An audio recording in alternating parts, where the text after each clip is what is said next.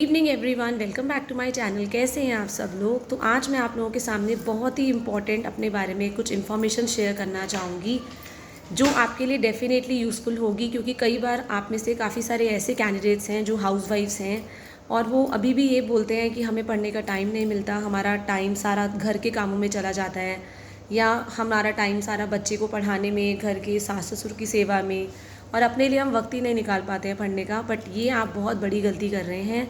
अपने बारे में ज़रूर आप टाइम निकालिए, क्योंकि वही यही टाइम होगा अपनी पढ़ाई का आपका, जो आपको फ्यूचर में बहुत ज़्यादा फ़ायदा देगा। अल्टीमेटली आपकी पढ़ाई, आपका पैसा ही आपके काम आता है।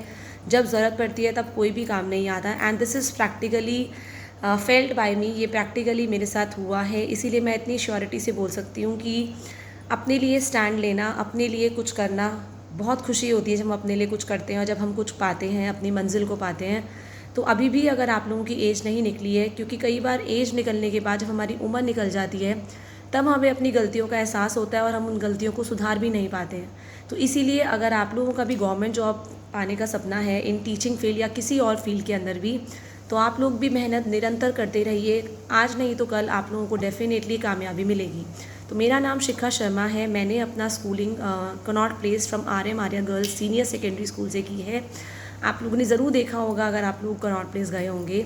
आफ्टर दैट मैंने अपनी ग्रेजुएशन इन केमिस्ट्री ऑनर्स करी है, BSc chemistry honours from south campus Motilal Nehru.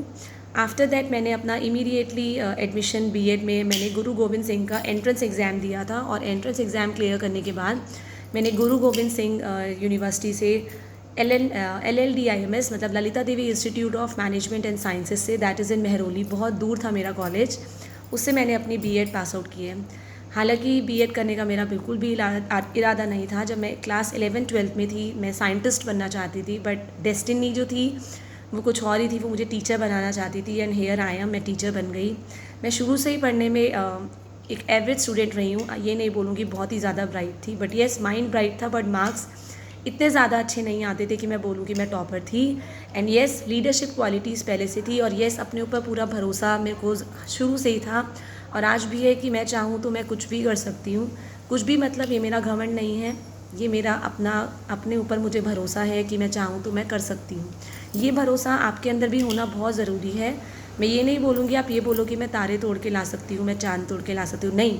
पर जो चीज़ आपके हाथ में है, अगर आप लोग चाहते हैं, गवर्नमेंट जॉब के लिए प्रिपेयर कर रहे हैं या कोई और प्राइवेट जॉब के लिए भी कर रहे हैं, अगर आप इंडिपेंडेंट होना चाहते हैं, तो अगर आप वो सपना देख रहे हैं तो आपके अंदर अपने ऊपर विश्वास पूरा होना चाहिए। जब हमारे अंदर विश्वास होता है ना, तभी हम उसके लिए निरंतर प्रयास करते हैं, निरंतर मेहनत करते हैं। उसके बाद मैंने अपना जैसे ही BEd कंप्लीट किया, मैंने अपनी प्राइवेट स्कूल में जॉब स्टार्ट करी विद ओजस पब्लिक स्कूल। जैसे ही मैंने BEd के एग्ज़ाम्स दिए थे वैसे ही मैंने स्कूल्स में अप्लाई करना स्टार्ट कर दिया था, और मेरी पहली जॉब मैंने sector 17 Rohini from Ojas public school से की, और 3 साल तक वहाँ पे जॉब भी की। हालांकि पहला एग्ज़ाम मैंने DSSB का 2010 में दिया जब फॉर्म्स आए थे। एंड मैं ये नहीं बोलूँगी मैंने विदाउट प्रिपरेशन वो एग्ज़ाम दिया, बस ये था कि हाँ फ्रेश सारी एजुकेशन थी। उस टाइम पे पेपर 1 ऑब्जेक्टिव आता था, और जो पेपर 2 था वो डिस्क्रिप्टिव था, मतलब हमें आंसर्स लिखने होते थे। आज भी मुझे वही आंसर्स याद है। 5 क्वेश्चंस आए थे 20-20 नंबर के, 100 नंबर का सब्जेक्टिव था। बायोलॉजी ज़्यादा पूछी गई थी उसके अंदर भी। मैंने अपना एग्ज़ाम नॉर्मल तरीके से दिया, बस ऐसे ही मैंने मजाक में भर दिया था। तब एक्चुअली में गवर्नमेंट जॉब की मेरे को वैल्यू नहीं थी, और उसके लिए मुझे बहुत दुख भी है कि गवर्नमेंट जॉब की मैंने उस टाइम वैल्यू नहीं करी। तो मेरा 2010 में मैंने एग्ज़ाम दिया, और उसके बाद एग्ज़ाम देने के बाद, क्योंकि हम यंग होते हैं तो हम लोग बस प्राइवेट स्कूल्स के चक्कर में लगे रहते हैं कि आज इस प्राइवेट स्कूल में जॉब कर लेते हैं। तो सबके साथ होता है। अगर आप फ्रेशर्स हैं, आप लोगों को डेफिनेटली हो रहा होगा ये स्कूल छोटा है, अब मैं इस प्राइवेट स्कूल में ज्वाइन कर लेती हूँ, अब मैं इस प्राइवेट स्कूल में ज्वाइन कर लेती हूँ। ये चीज़ चलती रहती है। और कई बार हम क्या करते हैं, गवर्नमेंट जॉब की प्रिपरेशन से इतना दूर हो जाते हैं, और तब हमारी एज ख़त्म होने लग जाती है, तब हमें रियलाइज़ होता है कि हमने क्या खोया है। मैंने भी ऐसे ही किया, एग्ज़ाम दिया, और उसके बाद मैं रिज़ल्ट चेक करना ही भूल गई। एंड 2010 के बाद 2 साल तक रिज़ल्ट ही नहीं आया DSSB का। मैंने TGT नेचुरल साइंस का एग्ज़ाम दिया था, और 2012 में वो रिज़ल्ट आया, जो मैं चेक भी नहीं कर पाई। बस मैं जब स्कूल से वापस आई थी, मेरे पापा वो लेटर लेके बैठे हुए थे और बहुत खुश भी थे। और लेकिन वो जो लेटर था वो वार्निंग के साथ था कि अगर मैंने 1 हफ़्ते के अंदर अंदर ज्वाइन नहीं किया अपना स्कूल, तो मेरे को फायर कर देंगे, मतलब वो पोस्ट कैंसिल कर देंगे। एंड सीरियसली मैंने भी उस चीज़ को, मेरे को उस टाइम पे वैल्यू नहीं थी गवर्नमेंट जॉब की, और मैंने उस चीज़ को मतलब वैल्यू ही नहीं दी, और वो जॉब मेरे हाथ से निकल गई। और बिलीव मी 2012 से लेके 2020 तक, मतलब 10 से लेके मान लीजिए 10 में मैंने एग्ज़ाम दिया था। उसके बाद मैंने एक 2011 में केंद्रीय विद्यालय का एग्ज़ाम दिया था for the post of PRT, क्योंकि उस टाइम पे और अभी भी आपने देखा होगा बीएड वाले पीआरटी का एग्ज़ाम भी दे सकते थे। मैंने वो एग्ज़ाम दिया और वो एग्ज़ाम क्लियर भी हो गया। और उसके बाद सीटेट आ गया था हमारा पहली बार कि सीटेट पेपर 1 जो क्वालिफ़ाई करेगा वो ही आगे क्वालिफ़ाई कर पाएगा। उसके बाद मैंने वो भी क्वालिफ़ाई किया, बट येस उसमें भी मेरा लक या मेरी बुद्धि मैं बोलूँगी कि इतनी ख़राब हो गई थी, इतनी भ्रष्ट हो गई थी कि मैंने उस पर भी ध्यान नहीं दिया, एंड दो गवर्नमेंट जॉब मेरे हाथ से निकल गई। एंड आप बोलेंगे येस किसी किसी को गवर्नमेंट जॉब नहीं मिलती है, बट मेरे को 2 बार मिली और मैंने उसकी वैल्यू नहीं करी, और उसकी मेरे को पनिशमेंट भी मिली 2010 से लेके 2020। उसके बाद मैंने कोई भी गवर्नमेंट जॉब का ना तो एग्ज़ाम देखा, और ना दिल्ली गवर्नमेंट के देखा, ना केंद्रीय विद्यालय, मतलब आप मान लीजिए मैंने 2020-21 से पहले मैंने कोई एग्ज़ाम ही नहीं दिया। एंड मैं कंटिन्यूसली बस प्राइवेट स्कूल के धक्के खाती रही, कभी इधर अच्छे अच्छे स्कूल्स के चक्कर में ओजस पब्लिक को छोड़ के मैंने गीता रतन जिंदल ज्वाइन किया इन सेक्टर 7 रोहिणी। देन मैंने आपका क्वीन मेरी ज्वाइन किया, मुझे लगा ये गवर्नमेंट जॉब जैसा है, उन लोगों ने ऐसा ही बोला, सैलरी स्ट्रक्चर अच्छा देंगे, आपको परमानेंट कर देंगे, क्योंकि क्वीन मेरी 30,000 वाला मैंने उसके बारे में सुना था। पर जो ये क्वीन मेरी था सेक्टर 25 वाला, that is a different thing. 5 साल जॉब करने के बाद मैंने वहाँ से भी छोड़ दिया। उसके बाद मैंने माउंट आबू सेक्टर 5 में जॉब करी रोहिणी में। देन लैंसेस में मेरी ज्वाइनिंग होनी थी, बट कोविड से नहीं हो पाई। मतलब ये सब बताने का ये है कि मैंने इतने सारा टाइम अपने 8 से 10 साल मैंने प्राइवेट जॉब्स को चेंज करते करते निकाल दिया, और मेरा इतना सारा टाइम निकल गया। मैं गवर्नमेंट जॉब के लिए ना तो सोच पाई ना देख पाई, बस अपनी जॉब करी। उसके बाद बीच में मेरी 2015 में मैरिज हो गई। हालांकि मैं बहुत कॉन्फिडेंट रही हूँ, बहुत लीडरशिप क्वालिटीज़ रही है, पढ़ने में भी ठीक ठाक थी, बट येस और सबसे ज़्यादा प्यार मैंने अपनी मम्मी के बाद अपनी पढ़ाई से ही किया है। अब नाउ मैं अपने बेटे से करती हूँ, बट येस जब तक बेटा नहीं था तो मैं अपनी मम्मी के बाद अपने पढ़ाई से बहुत ज़्यादा प्यार करती थी। इवन शादी के टाइम मेरी एक अटैची भर के बुक्स लेके आई थी मैं, कि यही होंगी, क्योंकि मुझे हमेशा से ये पता था यही होंगी जो मेरे आखिरी वक्त तक मेरे साथ रहेंगी। कभी भी मैं मुसीबत में होंगी, कभी भी मैं कोई परेशानी में होंगी, अगर आप पढ़े लिखे होते हो, आपके पास क्वालिफ़िकेशन होती है, तो आप किसी भी मुसीबत से कहीं से भी आप बाहर निकल सकते हो। ये चीज़ मैं शुरू से बिलीव करती थी। ये चीज़ किसी ने समझाई नहीं थी, बट येस मम्मी के ब्लड से ये चीज़ आई कि इंडिपेंडेंट बनना है, किसी पे डिपेंडेंट नहीं होना है, एटलीस्ट पैसों के लिए तो कभी किसी पे डिपेंडेंट नहीं होना है। तो ये चीज़ काम भी आई। लेकिन उसके बाद 2021 में मैंने एग्ज़ाम दिया टीजीटी नेचुरल साइंस के लिए, तब जाके मैं वो एग्ज़ाम को क्लियर कर पाई फॉर DSSB। बट यकीन मानिए इतने सारे साल जो मैंने बर्बाद किए, मुझे बहुत दुख हुआ। बीच में मैंने MSc में भी एडमिशन लिया in chemistry honours from distance learning 2000 around, मैंने शादी से पहले ही, आई थिंक 2012 या 13 में, बट वो भी मैंने बीच में छोड़ दी। तो होते हैं जब आपका लक आपका साथ नहीं देता, जब आपकी बुद्धि साथ नहीं देती, तो हर चीज़ उल्टी चलती है। तो ऐसा ही हुआ था। बट येस आपको मैं हमेशा यही बोलूँगी, इससे पहले कि सारा वक्त निकल जाए आप लोग अपने बारे में सोचिए। मैं शुरू से ऐसी नहीं थी, मैं बता रही हूँ। I was a emotional fool, मैं बहुत इमोशनल फूल थी, बट अब मैं बोल सकती हूँ yes I am very practical. Emotions मतलब मैं रिलेशंस के पीछे मैंने काफ़ी सारी चीज़ें जो हैं गंवाई हैं। रिलेशनशिप्स मेरे लिए हमेशा से बहुत इंपॉर्टेंट रहे थे, शादी के बाद भी, शादी से पहले भी।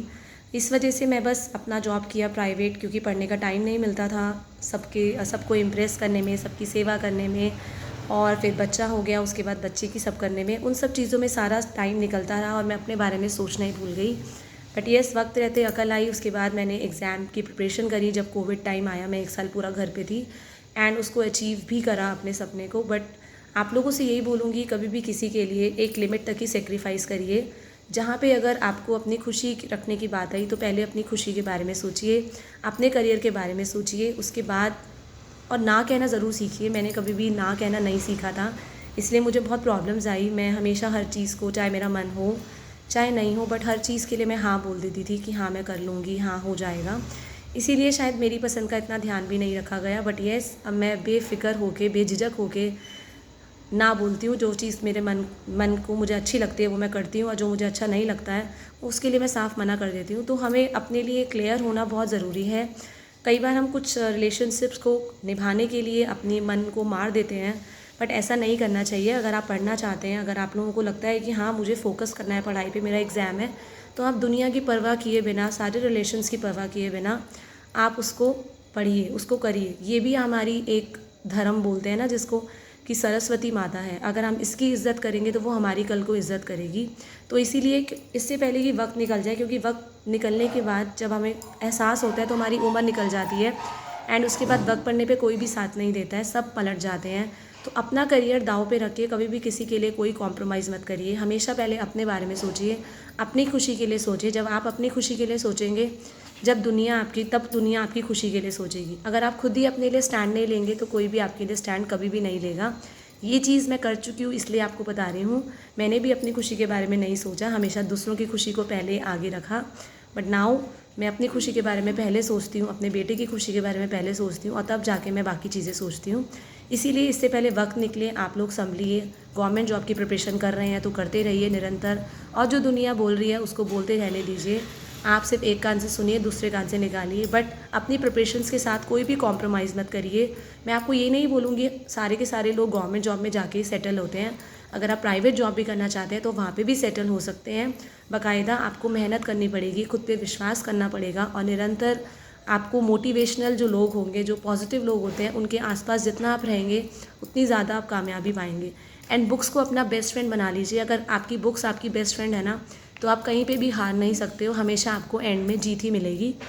कई बार हम इन चीज़ों के बारे में सोचते रहते हैं कि अगर हमने ऐसे बोल दिया तो कोई बुरा तो नहीं लगा, हमने किसी को काम के लिए मना कर दिया, कहीं ऐसा तो नहीं होने बुरा।